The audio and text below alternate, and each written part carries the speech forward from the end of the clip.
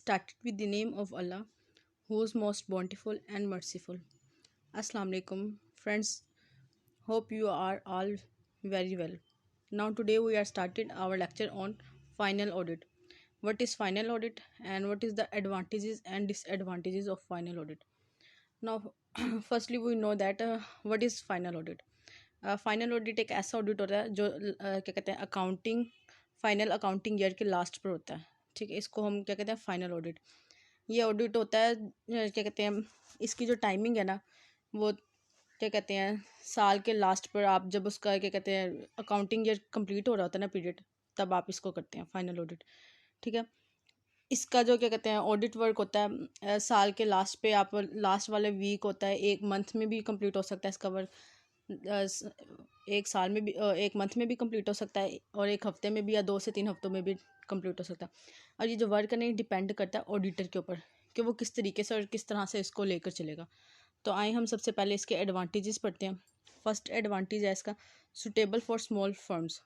अच्छा, ये जो क्या कहते हैं फर्स्ट एडवांटेज है, ये कहता है कि जो क्या कहते हैं ये फाइनल ऑडिट है ना ये स्मॉल फर्म्स के लिए सूटेबल होता है, यानी कि छोटी छोटी जितनी भी फर्म्स होती है ना वो इसको करवा सकती हैं, क्योंकि फाइनल ऑडिट जो होता है ये मतलब कि इतना लॉन्ग टर्म पीरियड के लिए नहीं होता, ये शॉर्ट टर्म पीरियड में होता है, 1 मंथ में या 1 to 3 वीक्स में कंप्लीट हो जाता है। उसके बाद जो सेकंड एडवांटेज है वो है consumes less time and cost. इसके अंदर क्या होता है कि इसकी कॉस्ट जो होती है ना वो कम से कम होती है और इसका जो टाइम है वो भी कम होता है, यानी कि टाइम पीरियड इसका शॉर्ट होता है, ज़्यादा टाइम नहीं लेती और कॉस्ट भी इसकी कम होती है, जिसके लिए क्या कहते हैं स्मॉल बिजनेस फर्म्स के लिए सूटेबल होती है।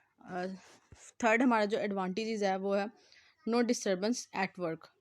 मीन टू से दैट कि जब आप फाइनल ऑडिट करवाते हैं उस वक्त आपका जो फर्म का जो through out the year work होता है वो कंप्लीट हुआ होता है, आपका जस्ट कंप्लीट फोकस जो होता है वो किसके ऊपर होता है, ऑडिट के ऊपर होता है, जिसकी वजह से आपके वर्क में ना कोई डिस्टर्बेंस क्रिएट नहीं होती, ना आउटसाइडर की होती ना इनसाइडर की होती है, मैनेजमेंट भी आपके वर्क में कोई डिस्टर्बेंस क्रिएट नहीं करते।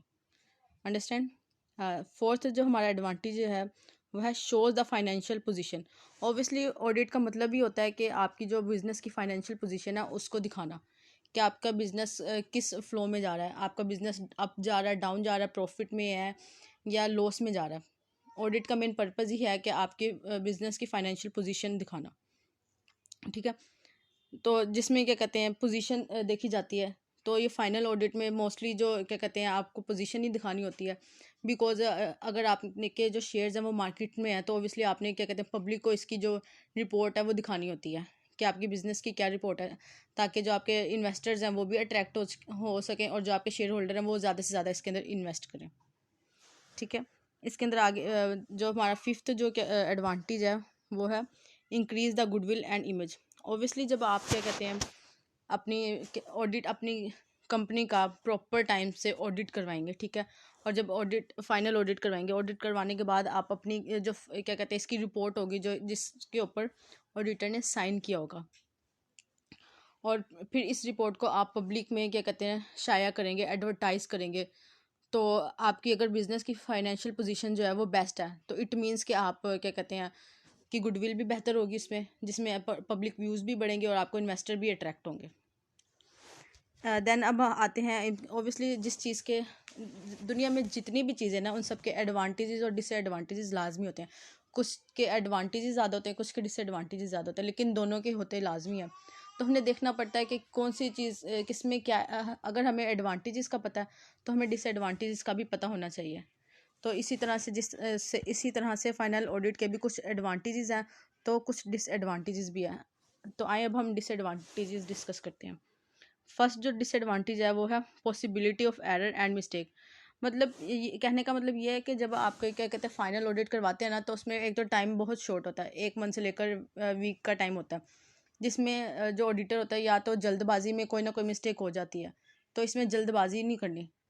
ऑडिटर को ये चाहिए कि वो जल्दबाजी ना करे, अपने काम पर फोकस होकर प्रोग्राम के साथ काम करें।